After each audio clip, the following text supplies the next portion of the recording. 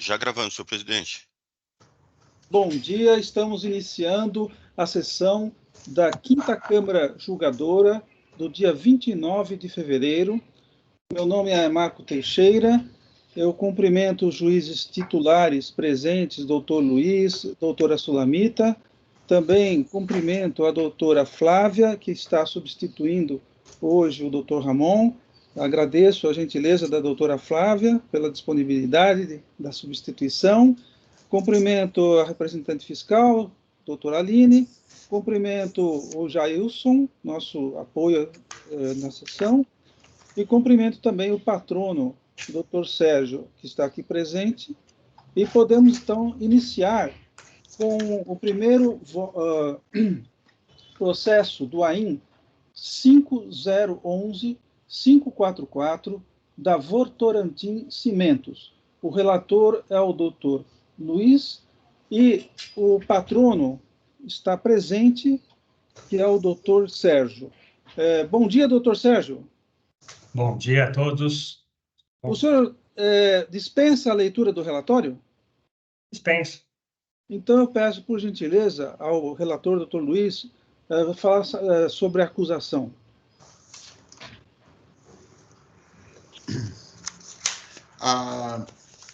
Bom dia a todos, né? A acusação se trata da cobrança de ICMS entre saída de mercadoria entre estabelecimentos do mesmo contribuinte.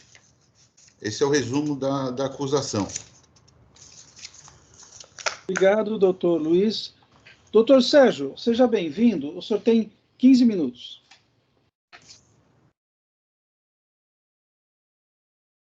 Obrigado. Igreja Tribunal de Impostos e Taxas, ilustres julgadores, bom dia a todos. O caso é bastante simples, é uma autuação de cobrança de ICMS no que tange as remessas remessas de mercadoria entre estabelecimentos do mesmo titular, né? O fisco fundamenta a cobrança no artigo 12, inciso 1 da Lei Candir, né, legislação estadual, que permitiam esta tributação em detrimento do próprio fato gerador do tributo, né? E a decisão recorrida manteve a autuação por conta de uma interpretação errada, equivocada, da modulação dos efeitos na ação direta de constitucionalidade número 49 do STF, né?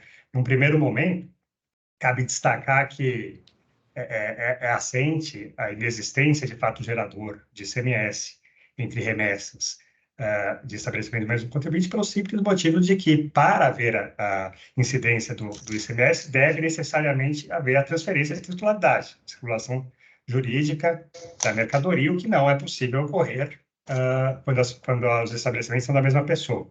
Não é possível haver alteração de titularidade de mercadoria dentro de uma mesma pessoa. Isso é por si só, impeditivo da incidência do ICMS. E não sou eu que estou dizendo isso é uma questão que já sedimentada há tempo, né, nos tribunais, desde a súmula 166 do STJ, né? Houve também o recurso repetitivo, né, em sede de recurso repetitivo no STJ, o RESP 125133, e o próprio Supremo Tribunal Federal, em sede de repercussão geral, já sedimentou a questão. Não é possível, não existe incidência de ICMS entre remessas de estabelecimentos do mesmo titular, por meio aí do ARE 1255855. Então, é uma das matérias mais pacíficas da seara tributária nos tribunais. A ação direta de constitucionalidade mencionada pelo fisco, a ação número 49, ela veio a confirmar tudo isso, veio dizer que, de fato, não incide, né? E está pendente, aí, há uma decisão de modulação ainda não transitada em julgado, né, que teria sendo objeto de base de declaração, que estabelece que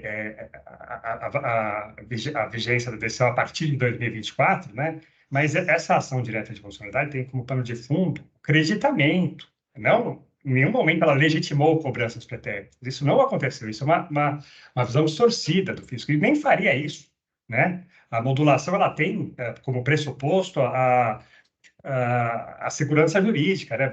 Buscar a segurança jurídica. Não existiria espaço para a segurança jurídica que o próprio STF contrariasse o que ele vem dizendo há tempo, inclusive em sede de repercussão geral, que é vinculativa, né? Os contribuintes, eles estão abarcados aí por um manto de segurança que há tempo prevalece e que orienta as ações do contribuinte, né? O fisco e as próprias decisões do Tite adversas no sentido de que não pode haver essa incidência, né? Há decisões recentes. O fisco afirma, né, que não estaria vinculado às repercussões gerais, etc., tal, e sim a ação direta e constitucional não transitou em julgado, né, e que em nenhum momento permite essa cobrança, né, para os falsos critérios. Mas o fato é que há necessidade de uniformização da jurisprudência, há vinculação dos tribunais judiciais por força do CPC, né? Tem o artigo 926, 927, 985, que é mencionado em decisões desse tribunal. Há decisões recentes, aqui tem, eu destaco a loja de infração 414-60777 de fevereiro de 2023, que usa esses dispositivos do CPC justamente para fazer prevalecer o entendimento já sedimentado pelo STJ e pelo STF, no sentido de que a cobrança não incide. E isso o correto a se fazer à luz do próprio princípio da economia, que norteia a administração pública nos termos aí do inciso do parágrafo 2º da Lei 13.457 de 2009, né? O princípio da economia deve ser levado em consideração, porque o prosseguimento dessa cobrança está fadada ao fracasso no judiciário, né? Existe, inclusive, a orientação normativa da Procuradoria, número 2 de 2016, autorizando os procuradores a não recorrerem nesses casos. Um eventual prosseguimento de inscrição endividativa, execução fiscal, só vai onerar a Fazenda, né? Sucumbência, é algo que a própria administração não deve fazer, né? Perpetuar cobranças teratológicas, como a presente.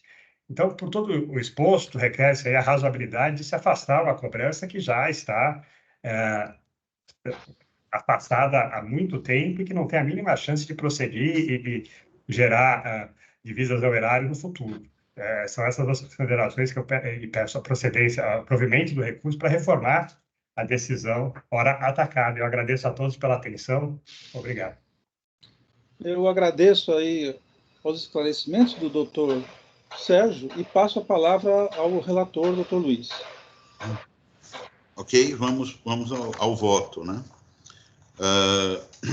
Estando preenchidos os requisitos pertinentes à tempestividade para sua interposição, conforme atestado nas folhas 169, o recurso ordinário permanece trânsito.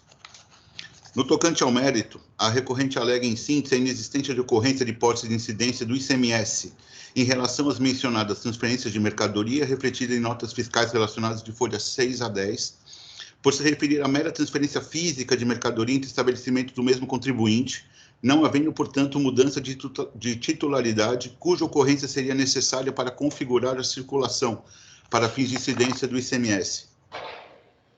No tocante a revirar a matéria, a recorrente, em junho de 23, transcreveu o resultado dos julgados embargos de declaração proferidos nos autos da ADC 49, atestado no site do STJ. Aí eu transcrevo o que estava lá na pauta do dia. De fato, tal julgamento só foi publicado em 15 de 8 de 23, merecendo atenção às razões da modulação declarada. Ademais, tem-se ainda que considerar, conforme destacado pela própria unidade federativa embargante, o risco de revisão de incontáveis operações de transferências realizadas e não contestadas no quinquênio que precede a aprovação da decisão embargada, o que ensejaria em indesejáveis cenários de macrolitigâncias fiscais. Por essa razão, houve a ressalva na modulação de efeitos, conforme se extrai do íntegro voto proferido pelo STJ nos seguintes termos. No cenário de busca de segurança jurídica na tributação do equilíbrio do federalismo fiscal, julgo procedentes os embargos para modular os efeitos da decisão com o fim que tenha eficácia pró-futuro a partir do exercício financeiro de 24, ressalvados processos administrativos e judiciais pendentes de conclusão até a data da aprovação do julgamento da decisão de mérito. Logo, considerando que a notificação dos autos de infração acostado às folhas 1 se deu em 14 de 4 de 23, com a apresentação da impugnação em 20 de 4 de 23, o presente recurso estava pendente de conclusão quando a publicação da ata de julgamentos e embargos de declaração pelo STJ. Ou melhor, está pendente até os dias atuais, se encontrando, portanto, na hipótese de exceção da modulação de efeitos decidida pelo STJ. A referida decisão exarada pelo STJ se enquadra na norma disciplinada pelo artigo 28 da Lei 13.457, imprimindo efeito erga omnes e vinculante ao âmbito contencioso administrativo estadual paulista, no sentido de reconhecer a não aplicação dos artigos 11, parágrafo 3º, inciso 2º, 12, inciso 1º do trecho, ainda que para estabelecimento do mesmo titular, e o artigo 13, parágrafo 4º da Lei Complementar Federal 87 de 96. Com relação aos argumentos da recorrente sobre incidência de juros, correção monetária e imposição de multa, deixo de apreciar na medida que tais verbas devem ser extintas por reflexo do cancelamento da autuação fiscal. De qualquer forma, registra-se que o auto de infração foi lavrado sob a vigência da Lei Estadual 16.497 de 2007, que já limitava a incidência de juros de mora ao patamar da Selic. Os percentuais descritos nas folhas 2 não deixam dúvidas do respeito ao referido índice, o que torna descabida a alegação da recorrente. Com relação às multas aplicadas, caso viesse mantido os lançamentos do imposto, elas seriam mantidas. Haja vista que lançadas rigorosamente conforme capitulação descrita no auto de infração, onde foi respeitada a previsão na legislação, a Lei 6.374, bem como o regulamento do ICMS, aprovado pelo Decreto 45.490, não podendo o julgador administrativo discutir a constitucionalidade de norma ou eventual caráter confiscatório desproporcional desarrazoado, conforme disposto no artigo 28 da Lei 13.457, cuja competência é restrita ao Poder Judiciário. Por fim, ainda em relação às multas, cumpre notar que a recorrente não trouxe aos autos qualquer motivação que poderia justificar sua relevação, caso ela afastada em virtude do cancelamento, caso não fosse ela afastada em virtude do cancelamento do auto de infração. Além de que, se viesse mantida a autuação fiscal, tal pena teria sido motivada pela falta de pagamento do imposto. Todavia, esses temas não merecem maior enfrentamento, posto que prejudicados em virtude do auto de infração.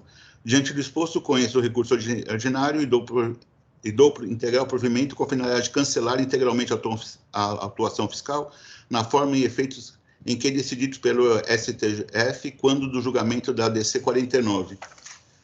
Esse é meu voto, presidente. E eu segui aqui um precedente o voto 40.93.297 da 10ª Câmara.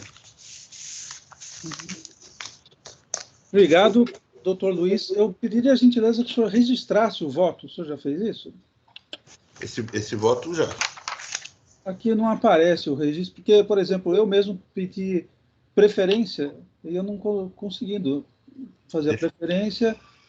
Eu acho que a doutora Aline também quer fazer uma manifestação da representação, né? Conseguiu registrar, doutora Aline? Não, precisa registrar o voto para então, conseguir inserir. Isso ainda. Eu estou imaginando. Aqui não aparece para mim que já foi registrado. Eu acredito que não foi, doutor Luiz.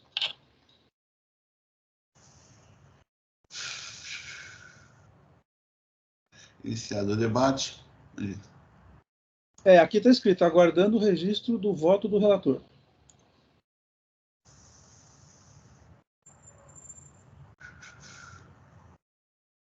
Deixa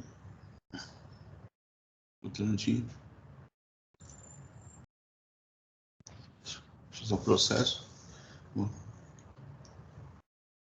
Editar relato. Isso, editar. Aceitar. Ok. Espera.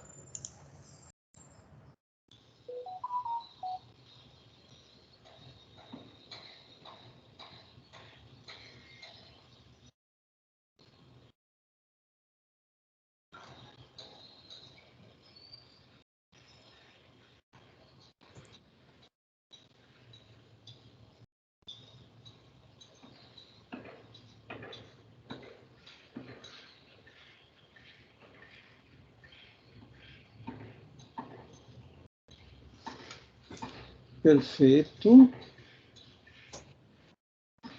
Certo. Então, todos aqueles que estão em debate, todos aqueles que quiserem pedir preferência, eu acho que a doutora Sulamita vai pedir, né? Sim. Doutora Aline, você já solicitou? Já solicitei. É só aprovar para inserir. Engraçado, aqui não aparece para eu aprovar.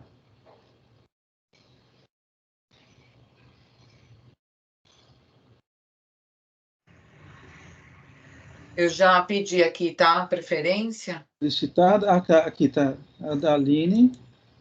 Eu estava até terminando de redigir aqui. Aqui. Tudo bem, tranquilo, a gente tem tempo. Doutora Aline, eu já concedi para você, então, se você já quiser.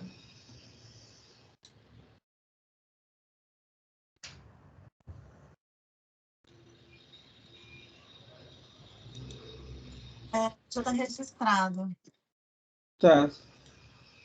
Então, se já está registrado, doutora, você quer já, então, ler a sua Tá. manifestação?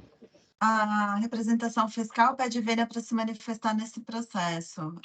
O voto do relator foi no sentido de dar provimento ao recurso ordinário por considerar que havia processo administrativo pendente de conclusão quando da publicação da ata de julgamento dos embargos de declaração pela STF no julgamento da ADC 49.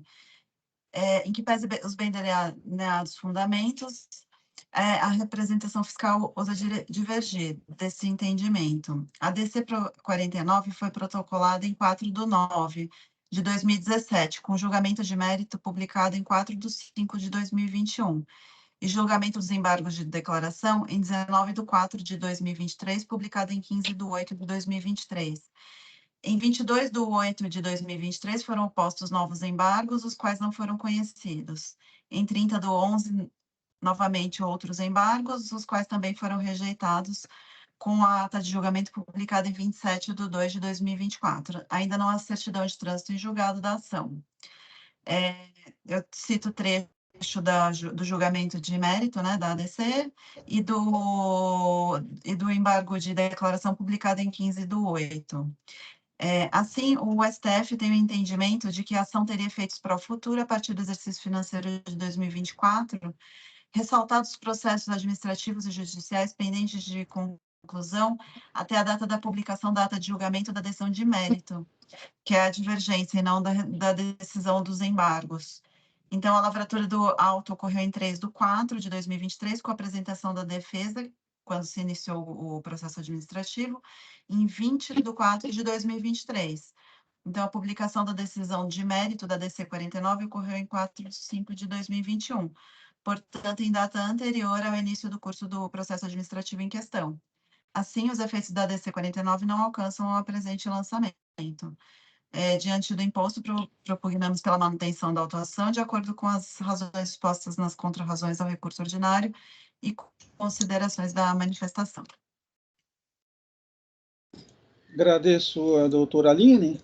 Doutora Sulamita, está pronto com a sua... Sim, eu posso ler o voto, mas não seria melhor, porque como eu estou já fazendo menção ao seu voto, presidente, será que não seria melhor fazer a leitura do seu primeiro? Sim, faço, sem problema. Então, eu pedi preferência para mais detidamente analisar o feito. Peço vênia para incorporar o relatório do ilustre juiz relator, doutor Luiz Roberto Guimarães Erhardt. Com minhas escusas ao culto juiz, ouso discordar de seu bem fundamentado voto. Ocorre que a jurisprudência da Câmara Superior tem sido no sentido de converter o julgamento em diligência à ilustre presidência do TIT, conforme trecho a seguir transcrito do acórdão no julgamento do processo tal de abril de 2023. Entendo que o presente feito, tal como vem sendo decidido em casos semelhantes, votados em sessões recentes, é de ser convertido em diligência por esta Câmara Superior. O STF se manifestou sobre a matéria por meio do julgamento da ADC 49. Em abril do ano de 2021, o STF julgou a ação declaratória da constitucionalidade 49 nos termos abaixo transcritos. Aqui eu faço então a transcrição e digo: Continua a reprodução do voto da Câmara Superior. No entanto, citada decisão, para ser aplicada, depende da solução a ser adotada por meio da modulação dos efeitos, ainda em julgamento. Sobre o caso concreto, assim decidiu esta Câmara em recente e unânime decisão da lavra do Dr. Edson Aurélio Corazza, relator do recurso ordinário, apresentado pelo contribuinte no AINTAL. Então, nesse voto do Dr. Corazza, ele cita todos os trechos do Código de Processo Civil a que o ilustre patrono se referiu. E termina dizendo: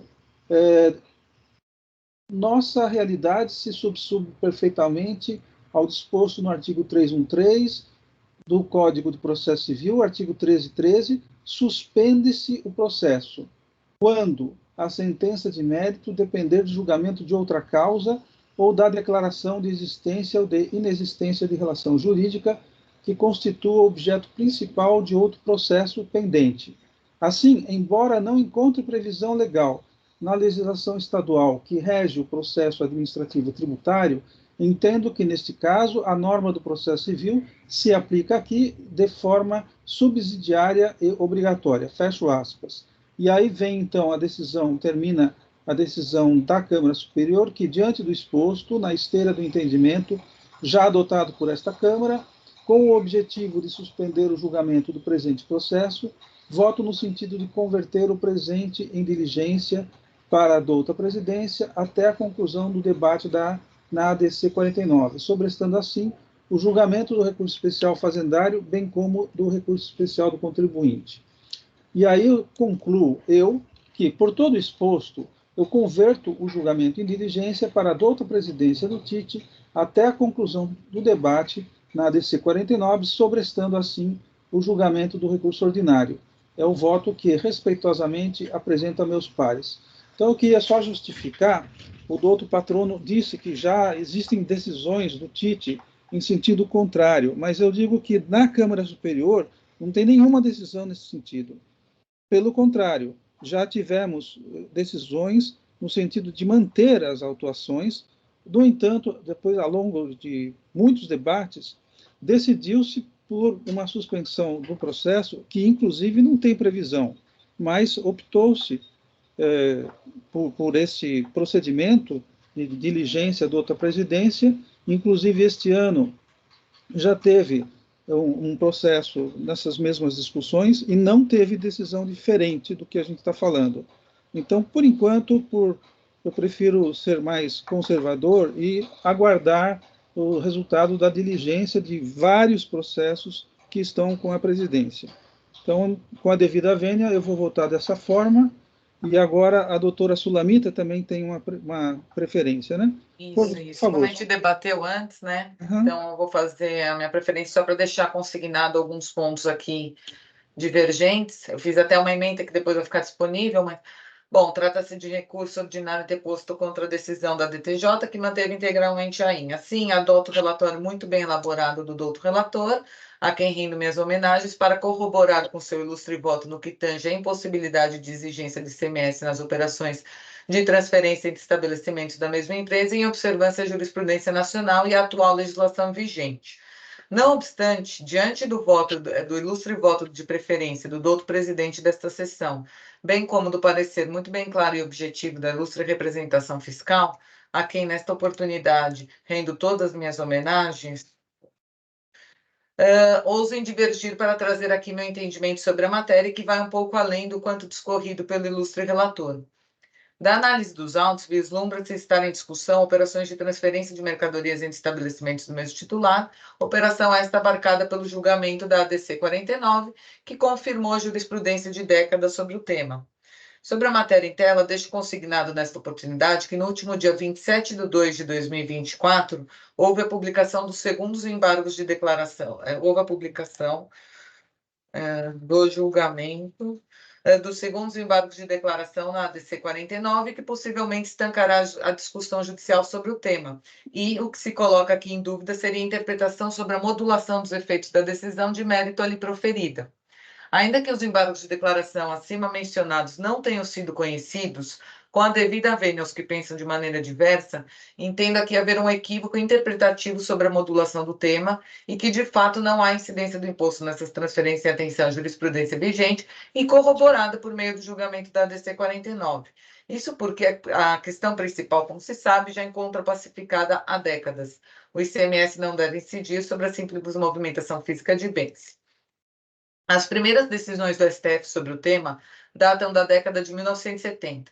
O tema já foi consolidado no enunciado da súmula do STJ número 166, de 1996, no RESP repetitivo 1125-133, tema 259 do STJ, de 2019, e, por fim, no STF, né, o tema 1099, de repercussão geral, de 2020, e até mesmo na própria eficácia imediata e erga omnes do julgamento de mérito da DC 49 a partir de 2021. Entendo não haver obscuridade com relação ao tratamento tributário aplicável àqueles contribuintes que não recolheram ICMS antes de 2024, confiando na jurisprudência sedimentada, mas que não estão discutindo essa questão em qualquer processo administrativo ou judicial, como seria o caso, por ser posterior à publicação do julgamento de mérito, o caso aqui em questão. O STF modulou os efeitos da declaração de constitucionalidade do artigo 12, inciso 1, da Lei Complementar 8796, que prevê como fato gerador de ICMS a saída de mercadorias destinadas a outro estabelecimento de uma mesma empresa. Na prática, o STF reconheceu a invalidade da norma, com efeitos prospectivos a partir de 2024, mas ressalvou da modulação processos administrativos e judiciais pendentes de conclusão até a data de publicação da ata de julgamento da decisão de mérito, em 19/4/2021. Em meu entendimento, ficou claro que o STF sinalizou em várias passagens do julgamento anterior. A modulação se fez para preservar a situação fática existente até então, evitando-se oportunismos, repetições de indébitos por parte de quem pagou o ICMS e não havia contestado até então, ou mesmo impedindo a glosa de créditos do ICMS por parte de quem destacou o ICMS com base na legislação em vigor.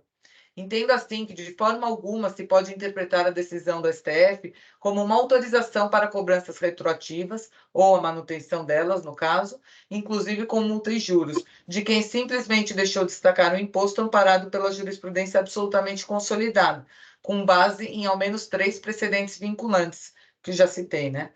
O cenário jurisprudencial sempre foi e continuará sendo estável com relação à questão de mérito. O ICMS nunca pôde ser cobrado, não pode ser cobrado, nem poderá ser cobrado sobre movimentações físicas de mercadoria. A modulação não teve por motivação qualquer virada jurisprudencial, mas apenas impedir que situações consolidadas, por exemplo, pagamentos de ICMS efetuados nessa transferência e créditos apropriados com base no ICMS destacados, sejam revistas, evitando-se o que o próprio Supremo denominou de indesejável cenário de macrolitigância fiscal. Por fim, não menos importante, essencial deixar consignado que a própria Procuradoria-Geral do Estado omitiu orientação normativa, né, a número 2 de 2016, na qual autorizou os senhores procuradores a não interpor o recurso sobre esta questão em âmbito judicial, motivo pelo qual entendo desnecessária a circulação destes autos àquele órgão, que seria, né, a conversão em diligência para posterior manifestação aqui da Procuradoria. Desse modo, respeitosamente e com a devida vênia, ouso divergir do douto presidente da ilustre representação fiscal para acompanhar o ilustre relator, por não me parecer plausível movimentar no futuro a máquina judiciária para questionamento da matéria já pacificado, com uma interpretação apressada sobre a modulação do tema pelo STF, onerando inclusive o próprio Estado nesse aspecto. Por conseguinte, tendo que não há como deixar de observar a jurisprudência nacional vinculante sobre o tema, sem lesar os princípios da eficiência, da administração pública, da razoabilidade e da celeridade processual, de modo que, a meu juízo, a decisão mais acertada seria acompanhar o ilustre relator para cancelar a autuação fiscal. Assim, pelo exposto, conheço do recurso ordinário e dou-lhe provimento para cancelar integralmente o AIM. É como voto. Agradeço, então, a doutora Sulamita.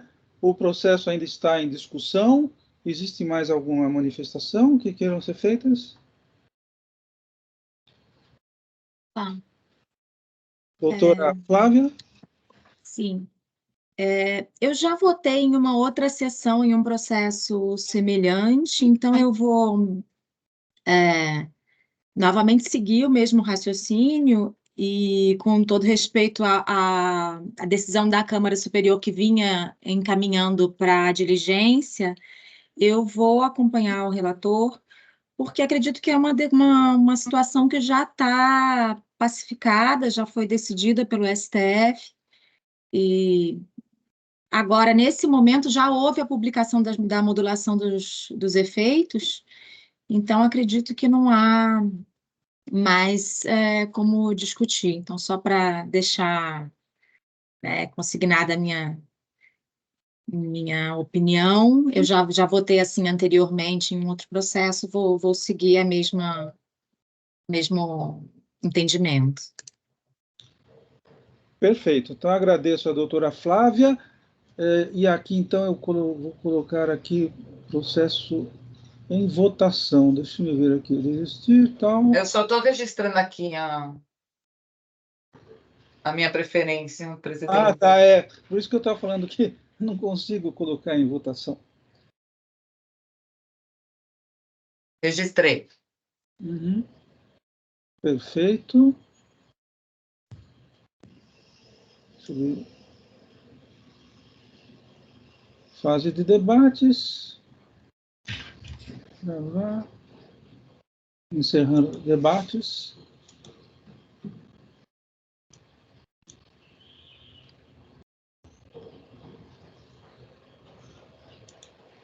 Agora tem o quórum para votação. Então, por favor.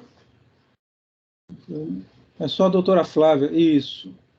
Aí, iniciar. Votação iniciada.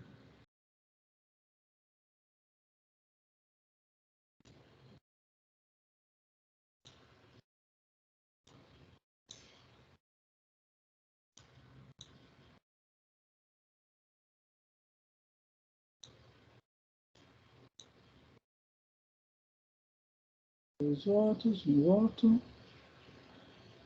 Todo mundo votou. Então, votação encerrada.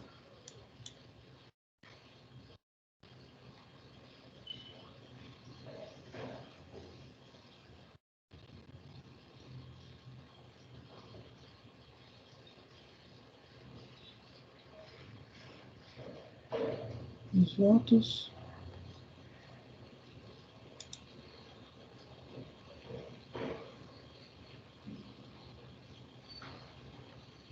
Conhecido. Provido.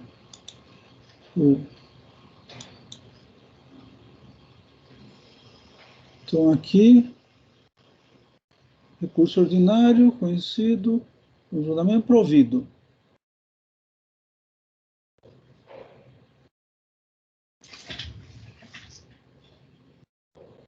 Eu acho que está. Deixa eu ver se tem. Ah, tá.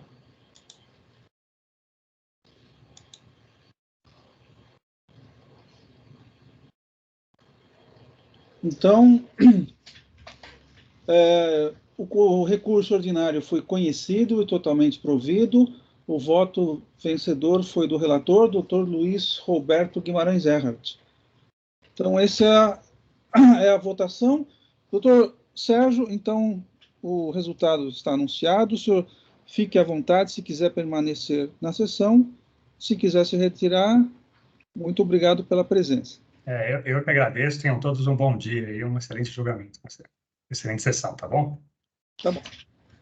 Então, vamos agora ao próximo processo, que é o do doutor Luiz, que é o Guaçu. Um momentinho, que eu vou retornar aqui para anunciar.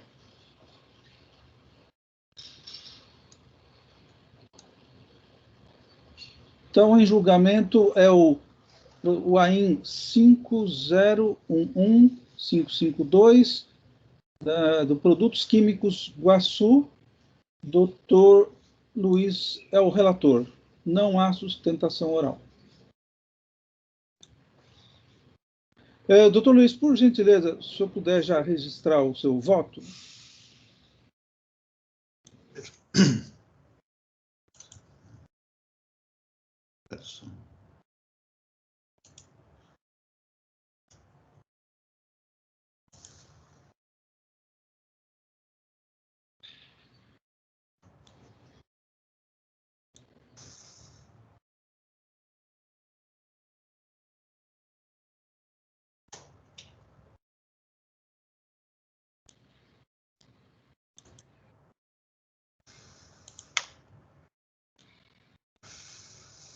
Oh, só peço licença, presidente, um segundinho, porque caiu aqui o meu voto eletrônico.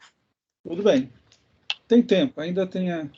Eu acho que eu vou desconectar a sessão e vou voltar. Doutor Luiz ainda não registrou, né, doutor Luiz? Estou registrando. Tá, temos tempo.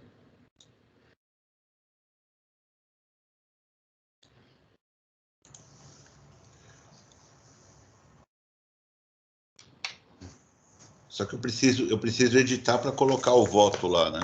Sim, o senhor já editou? Não, deixa eu me ver, aqui já está registrado, né? E Isso. eu consigo ver o voto. Então, o senhor quer mudar alguma coisa? Não. Eu tenho que alterar. Alterar, tudo bem. Então, o senhor precisa, acho que, pedir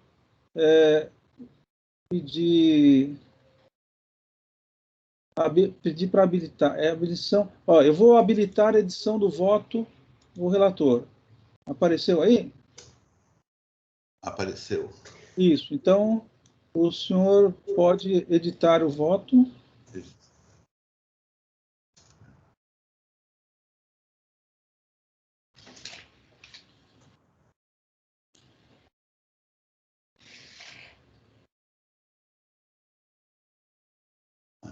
Ok.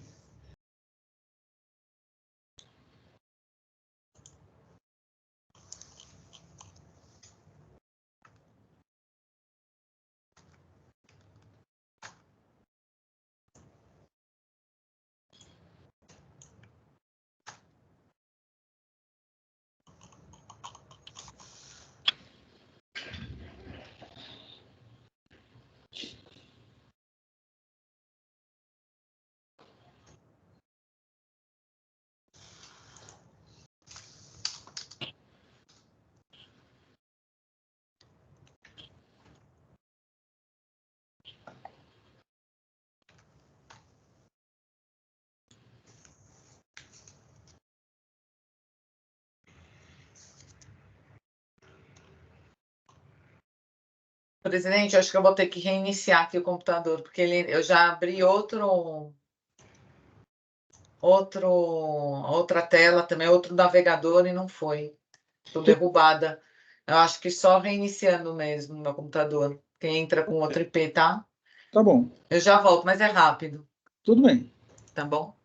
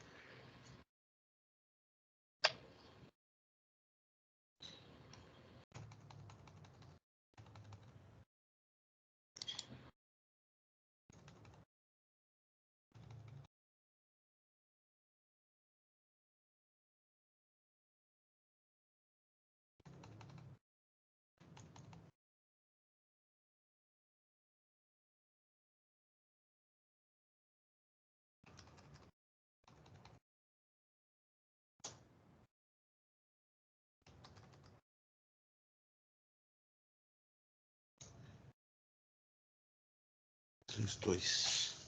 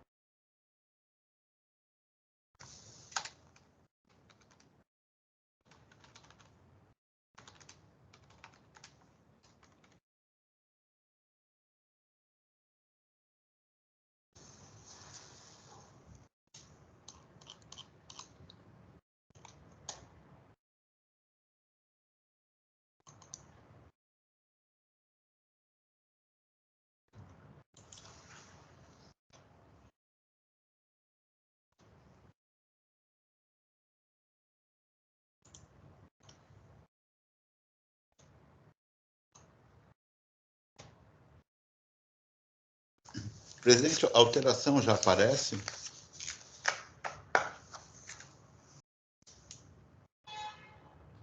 Um minutinho que eu vou verificar aqui. Ok.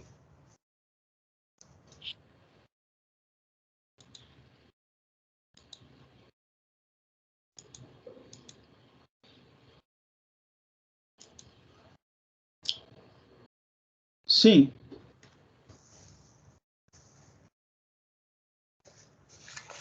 O voto já está registrado.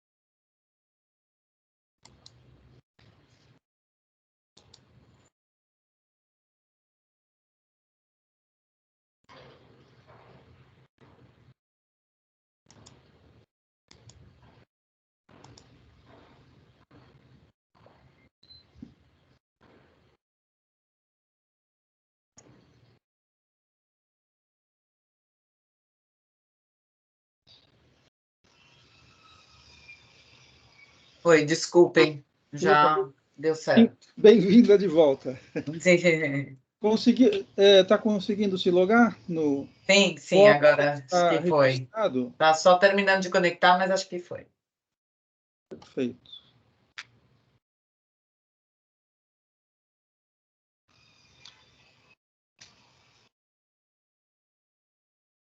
Se quiserem prosseguir com a leitura do voto, eu já tive até acesso. Ótimo. Então, doutor Luiz, por favor.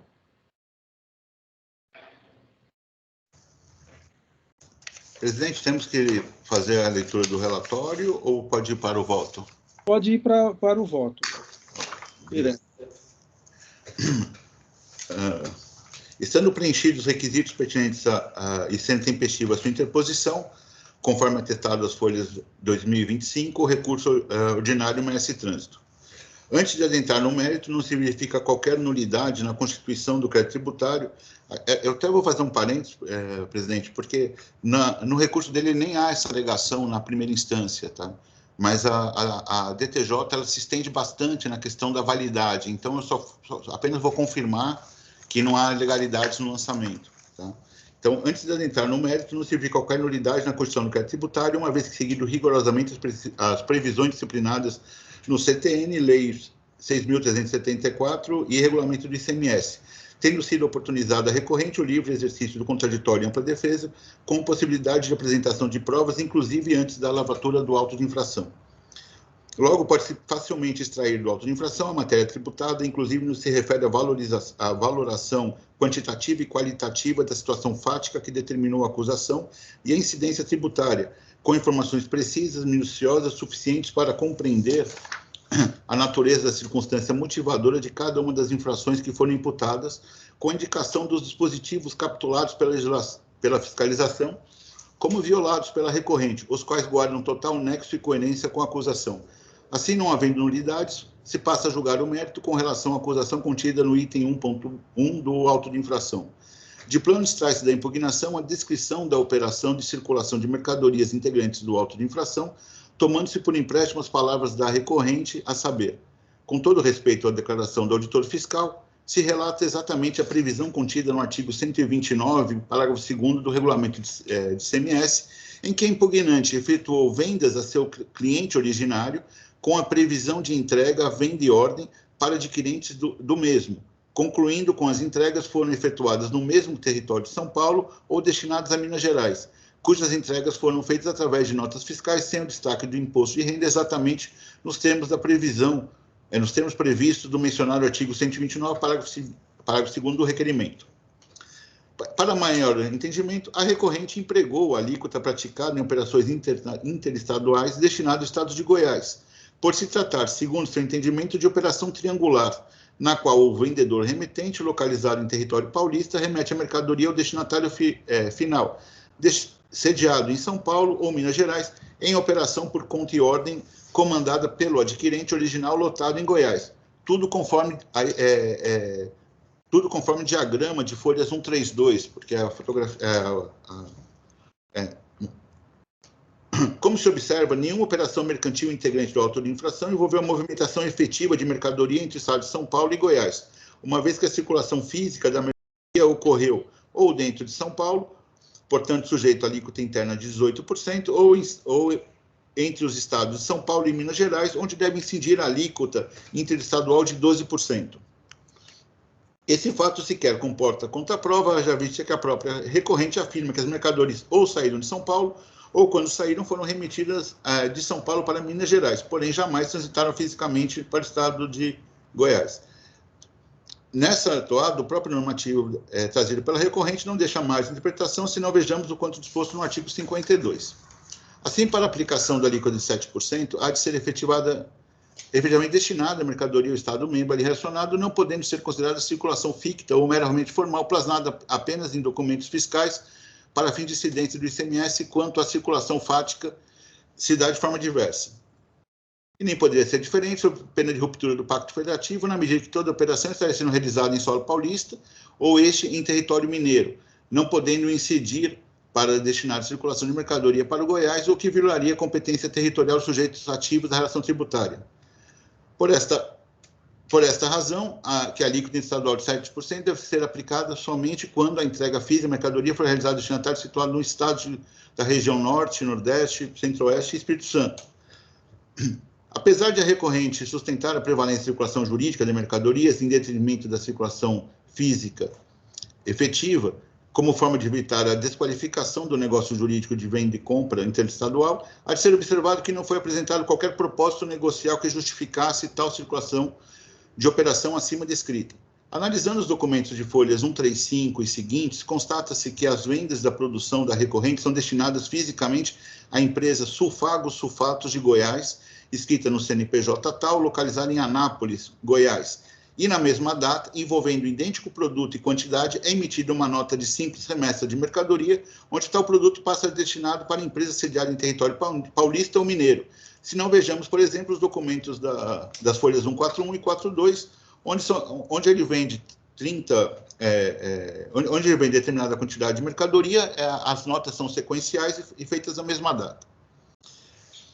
Importante registrar que a recorrente é sócia administradora da adquirente originária, Sulfagos Sulfatos, conforme atesta a Receita Federal em consulta do comprovante de inscrição do CNPJ e respectivo quadro societário de administradores, o que permite concluir que a recorrente optou por fazer tal triangulação apenas para reduzir a alíquota incidente do ICMS, uma vez que participa societariamente desta relação, tanto como vendedora remetente, como indiretamente na condição de adquirente originária. Aí eu fiz uma inclusão, não se desconhece a consulta tributária 2775 de 23, porém os autos tratam de exceção estabelecida no item 9.1, se reportando a operação estruturada com nítido propósito de apenas reduzir pagamento de impostos. Isso porque os autos descrevem mais de 1.000 operações, em média 3 a 4 por dia. Soma-se ainda esse fato da vendedora ser sócia da adquirente original, tendo controle da operação e interesse econômico, o que afeta os critérios contidos no item 6 da referida consulta, na medida que não há a presença de 3 pessoas distintas, mas apenas um comprador final, destinatário, e de outro lado um grupo econômico, compreendendo as figuras de vendedor adquirente original, compreendendo as figuras de vendedor e adquirente original, o que torna fictícia a circulação de mercadorias para o estado de Goiás. Dentro desse contexto, não seria apenas os documentos fiscais que autorizariam o emprego da alíquota interestadual incidente sobre a remessa de mercadoria ao estado de Goiás, cabendo escrever o julgamento do STJ, citado pela Delegacia Tributária de Julgamento de Campinas. Não é a nota fiscal que define a operação interestadual, mas a saída física de mercadoria de um estado para outro. Ao tema muito oportuno a consulta 268 e 14373, também citadas, que eu vou citar só a parte que interessa, que presume internas operações se o contribuinte não comprovar a saída da mercadoria em território paulista com destino a outro estado ou efetiva exportação. Com base nesse entendimento, consagrados os princípios da territorialidade, aliado à confissão da recorrente quanto à natureza da operação, onde confirma a ocorrência tão somente de circulação jurídica de mercadorias de Estado para Goiás, as operações cujas mercadorias circularam apenas no estado de São Paulo devem ser consideradas como operações internas, portanto, sujeitas a alíquota de 18%, e aquelas destinadas ao território mineiro, sujeita a alíquota interestadual de 12%, conforme relacionado no auto de infração. Por fim, importante frisar que se mostra inaplicável o inciso 4 do artigo 108, por não se tratar de hipótese de ausência de lei expressa, bem como não há dúvidas quanto à infração cometida para justificar a aplicação do artigo 112 do CTN, uma vez que, sendo infringida disposição literal de lei, não há maneira de aplicar a equidade ou princípio indúbio para o contribuinte. Com relação aos itens 2.2 e 2.3, a recorrente se limitou a reafirmar que não teria conhecimento de parte dos documentos fiscais emitidos em seu favor, passando a sustentar que o trabalho estaria incompleto ou incorreto, bem como que seria impossível a produção de prova pericial no momento em que requeriam a incidência de multa apenas sobre as operações que ela efetivamente reconhecida, está errada a palavra aqui. Por ela efetivamente reconhecida, é o 29, vou ter que mudar. Reconhecida. Assim, tendo em vista que a recorrente não enfrentou efetivamente a acusação, inclusive não produzindo provas, aliado ao fato de que as cópias dos livros de entrada, folhas 163 a 900, comprovam que não houve a escrituração de documentos fiscais relativo à entrada de mercadorias no estabelecimento no período de setembro de 2009 a dezembro de 2020, item 2.1, bem como aquele relativo ao recebimento de serviços de transporte de fevereiro de 2009 a julho de 2020, é de se manter a atuação fiscal. De qualquer forma, compulsando o processo administrativo, constata-se que a recorrente foi intimada a esclarecer os motivos que deixou escriturar os documentos, relativo à acusação dos itens 2.1 e 2.3, nos autos, conforme se depende das folhas tais. No atendimento da intimação, a recorrente apenas confirma determinadas notas que seriam de seu conhecimento, porém elas não teriam sido escrituradas. Já para os conhecimentos de transporte, número tal, diz que a recorrente ela teria escriturado em data posterior. Para os demais documentos, apenas se limitou-se a seu desconhecimento, restando evidente a violação ao artigo 214 do Regulamento de Imposto de Renda, devendo ser, portanto, mantida a acusação contida nos itens 2.1 e 2.2. Diante do exposto, conheço o recurso ordinário e nego o provimento, mantendo integralmente o crédito tributário lançado por meio do auto de infração, em virtude da subsistência das acusações fiscais nele contidas. É como voto, relator. Bom, então aqui, se você quiser uma edição do voto, eu não sei se você tem aí um botão que fala solicitar edição do voto ou alguma coisa. Eu consigo ainda editar, presidente. Eu acho que não, só se você pedir. Eu acho que eu já apertei aqui. Ah, é? Deixa eu ver, colocando. Efetivamente reconhecidas.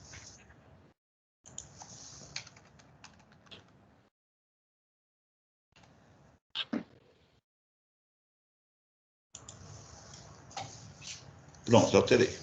Ótimo. Então, em discussão.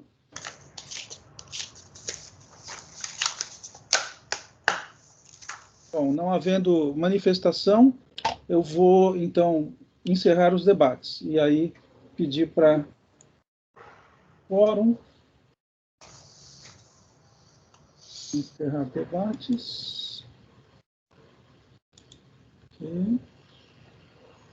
Ainda não votou? Aqui ele falou que o relator ainda não votou. Estranho. Eu vou registrar de novo, então, para... eu alterei, né? Eu registrei e alterei. Aí tem que botar de novo.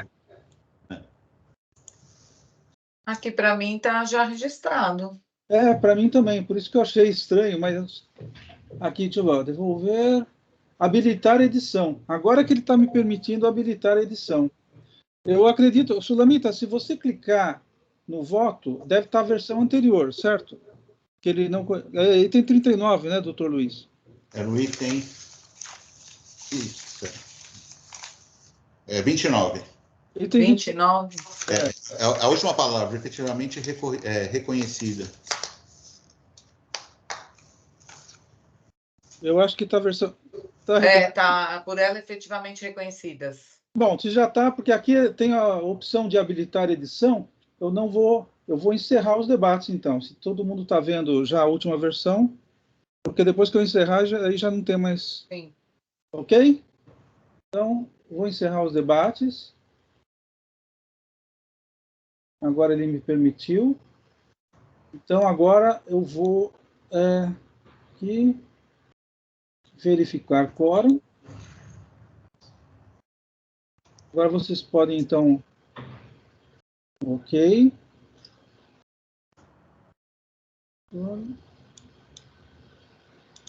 Votação iniciada.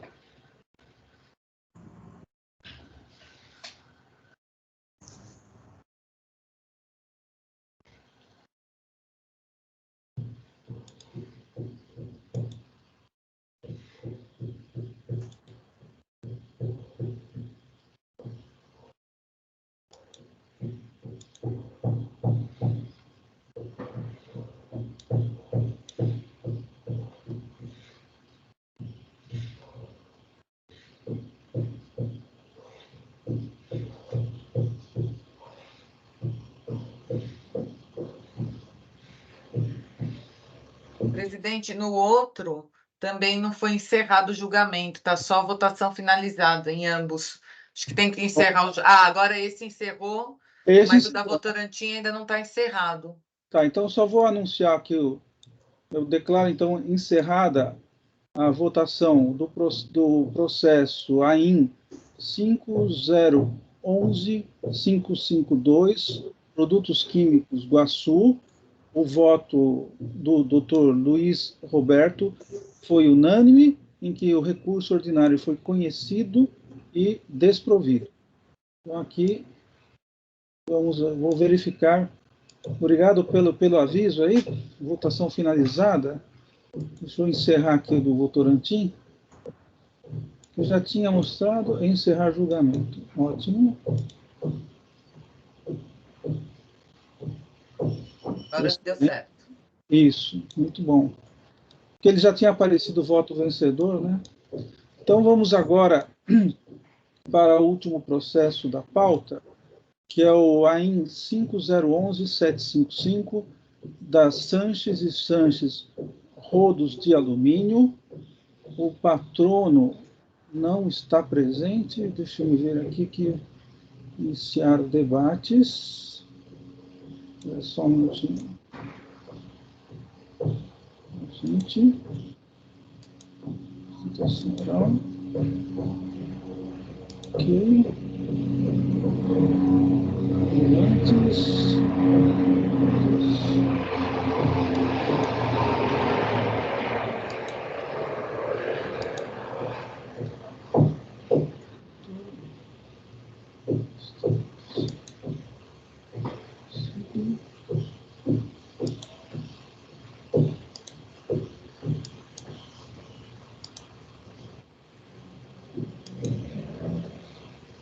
O voto está registrado e eu vou passar a leitura do voto, uma leitura mais resumida, tendo em vista que o voto já estava disponível.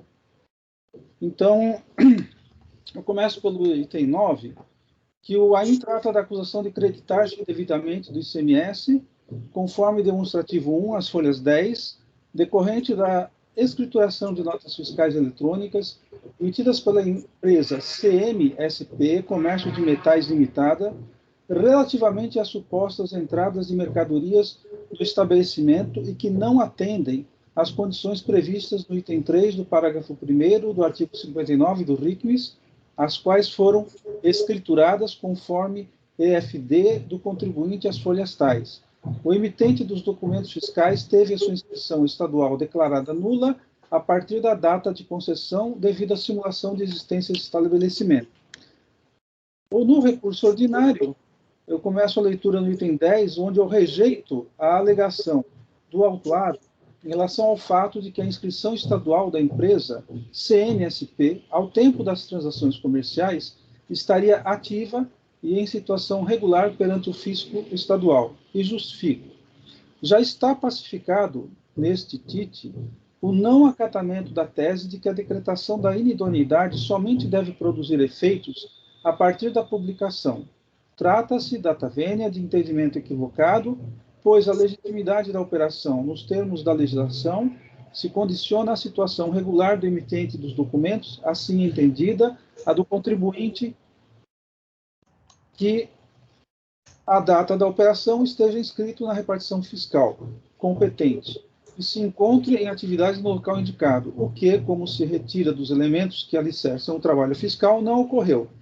Assim, não há que se falar em irretroatividade dos efeitos da apuração da inidoneidade. Ademais, como se disse, o contribuinte é obrigado a comprovar a regularidade de suas operações e exigir o mesmo procedimento do contratante, sendo ele, no caso, o destinatário das mercadorias nos termos do artigo 22A da Lei do ICMS. Portanto, a jurisprudência deste TIT é firme no sentido de não conhecer da tese trazida pelo contribuinte, conforme assentado pela Câmara Superior no julgamento do AINTAL. E aí eu transcrevo esse importante precedente. E, em seguida, sobre a matéria central, em tais casos de operações com documentos tidos como inidôneos, a conclusão deve ser feita caso a caso, com base no detido exame dos elementos e provas dos autos, pois somente através delas é que pode-se retirar condições de constatar a idoneidade ou não dos documentos ou irregularidade ou não das empresas envolvidas. No caso em tela, todavia, o exame do conjunto probatório constante dos autos leva à conclusão de que o fisco agiu com acerto, vez que a irregularidade das operações apontadas na inicial restou suficientemente comprovada, como passo a expor. A recorrente foi acusada de creditamento indevido de ICMS em virtude da escrituração de documento fiscal inidônea, e onde a emitente seria a empresa CMSP.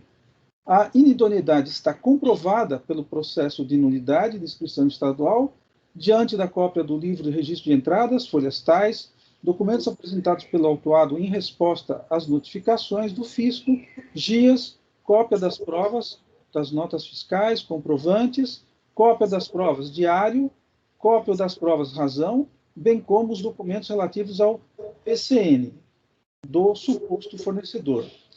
A empresa emitente, CMSP, teve sua inscrição declarada nula, conforme o PCN número tal, as folhas tais, por inexistência do estabelecimento para o qual foi concedida a inscrição, sendo considerados inidôneos todos os documentos a elas atribuídas desde sua data de abertura. Para a constatação da nulidade da inscrição estadual da suposta empresa fornecedora, o fisco inicialmente elaborou documentação denominada de relatório complementar de irregularidades, folhas tais. Com a concordância do inspetor fiscal, o delegado tributário determinou a abertura de PCN, tendente a apurar os indícios de simulação de existência do estabelecimento ou da empresa e do seu quadro societário. O contribuinte CMSP protocolou suas contrarrazões, em seguida houve manifestação fiscal, resultado do despacho conclusivo do DRT, resultando no despacho conclusivo, determinando a nulidade da IE.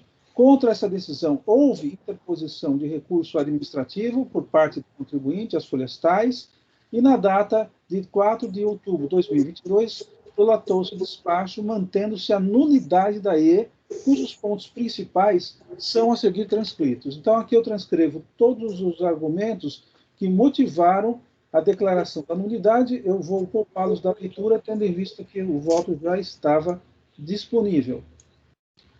Quanto à alegada boa-fé, o STJ afirmou o entendimento de que terceiro de boa-fé não pode ser prejudicado e fixou 4 elementos necessários para que seja configurada a boa-fé do terceiro adquirente das mercadorias acobertadas em documentos inidôneos, quais sejam demonstração da veracidade da compra e venda efetuada, declaração de inidoneidade posterior à celebração do negócio jurídico efetivo e consequente emissão das referidas notas fiscais, comprovação de que o adquirente de boa-fé verificou a regularidade fiscal do alienante, existência de prova de pagamento às empresas cujas notas foram declaradas inidôneas.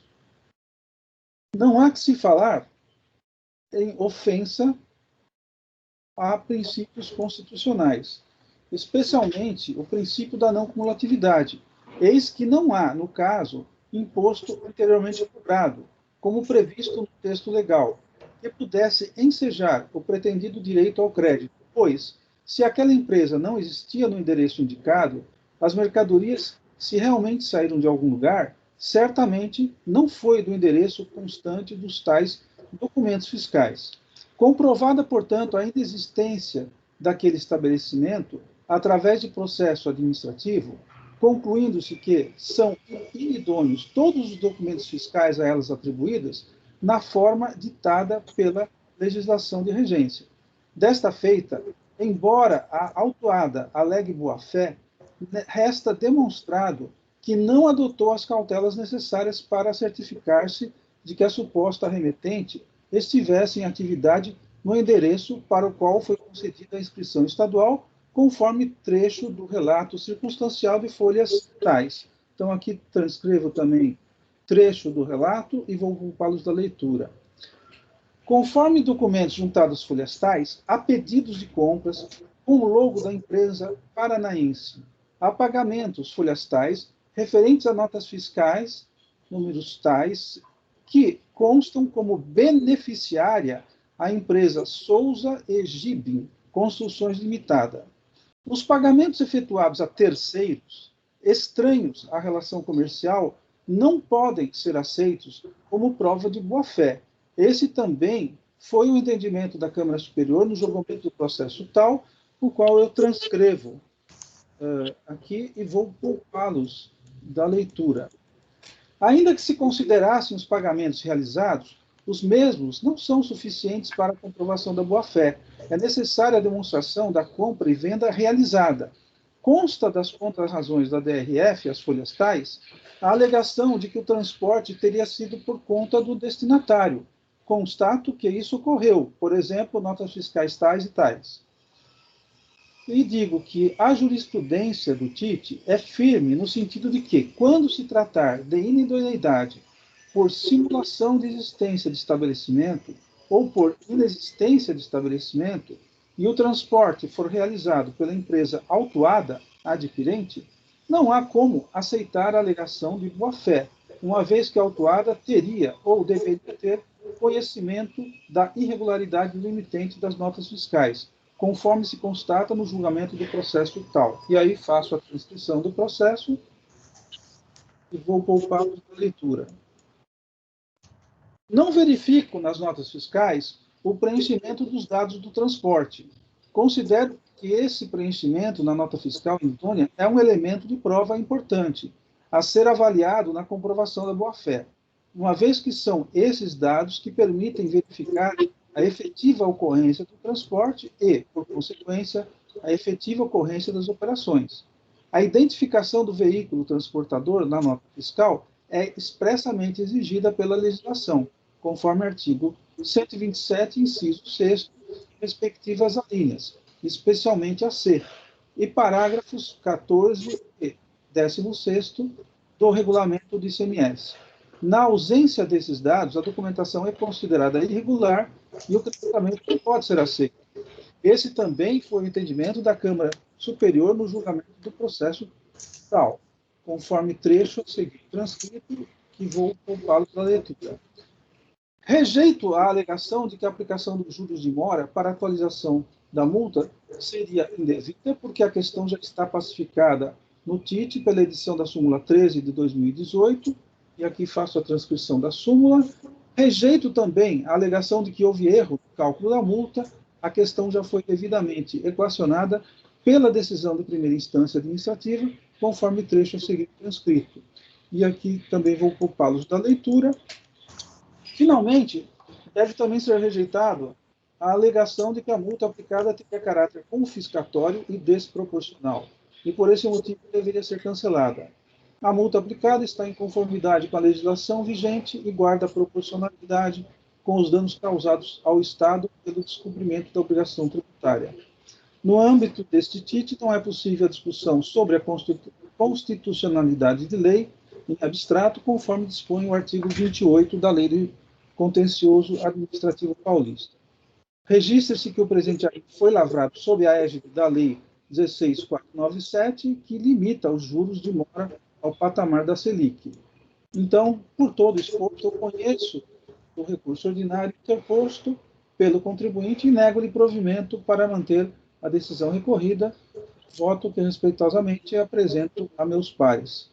Então, com isso, está em discussão, e eu vou apenas fazer um registro, porque aqui a emenda está 2 vezes, eu vou ver se eu corrijo esse ponto aqui, consigo editar. Presidente, Pois não. só uma dúvida desses comprovantes de pagamento que foram alegados aqui, eu não encontrei, mas teve o que a beneficiária é um terceiro, Souza e Gibim Construções, o contribuinte apresentou alguma cessão de crédito para amparar esses pagamentos a terceiros? Não, deixa eu dar uma olhada aqui, que eu vi, cara, tá, você falou? Só um minutinho, eu só estou corrigindo isso. Tá. Porque as notas que tem o crédito, eu falei a folha, né? Falou, ó, conforme documentos juntados às folhas 104 e 113, há pedidos de compra, e há pagamentos, Então, 155 a 159. Então, eu não vi nenhuma sessão de crédito. Eu vou olhar de novo, tá? Mas eu vou dar uma olhada nessas páginas aí. Lá só tem, nessas páginas, tem claramente que a beneficiária foi a empresa Gibi, né? Souza e Gibim, que é a terceira. Não, a única coisa que eu fico assim é porque a gente tem um entendimento, e também já tem entendimentos aqui do TIT, é que se tem a sessão de crédito devidamente assinada, Sim, tudo bonitinho, anterior, aí poderia ser aceito esse pagamento como uma prova, né? sim. É que na Câmara Superior a sessão de crédito também normalmente tem sido rejeitada, né? Mas talvez tenha um outro voto da Superior, eu não lembro agora. Eu Sim. posso dizer que ainda é majoritário o entendimento que a sessão de crédito não é aceita. Mas, de qualquer forma, eu não vi nenhuma sessão de crédito. Eu vou dar mais Eu uma. não encontrei a sessão de crédito. No parecer encontra razões também foi registrado que não foram apresentados os comprovantes de sessão Então tá bom. de crédito, porque quando apresentam comprovante de sessão de crédito, a gente também faz a análise desses comprovantes para ver a efetividade. Então, Perfeito. se tivesse algum, acho que teria tido a análise. Não, perfeito, estou de acordo, então estou satisfeita. Só para registrar isso, se teria ou não. E de certa forma, presidente, seria um ônus do próprio recorrente colocar no recurso a justificativa da sessão, né? Sim. Exato. Teria que fazer a análise e fazer a defesa em nome dele, né? Ele teria que justificar essa razão, né? Uhum.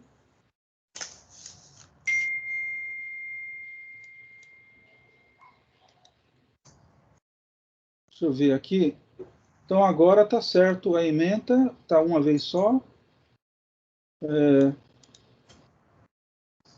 Mais alguma questão? Senão eu posso encerrar os debates? Ok. Debate. Encerrando os debates, aí eu estou verificar o quórum.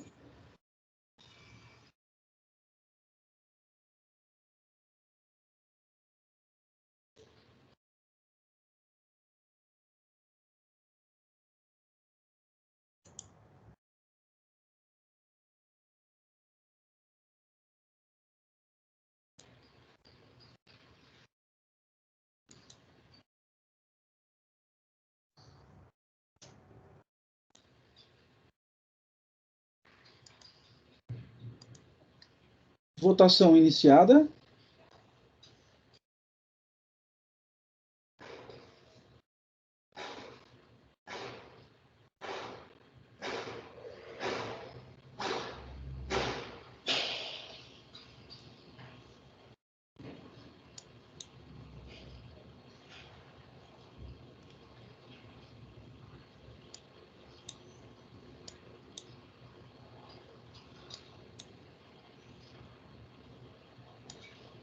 Às vezes eu me perco aqui, é voto do relator e gravar, seria isso? Isso. Perfeito. Então, vou encerrar a votação. Então, aqui, votação encerrada. O voto do relator, sou eu, foi no sentido de conhecer e negar provimento ao recurso ordinário. Então, aqui, então está encerrado o julgamento do processo 5.011.755, do Sanches e Sanches Rodos de Alumínio. Então, agora vamos verificar aqui que todos os processos estão encerrados, e com isso eu vou encerrar a sessão de julgamento. Ok? Então, sessão de julgamento encerrada. Eu agradeço a presença de todos e peço ao Jailson, por favor, terminar a gravação.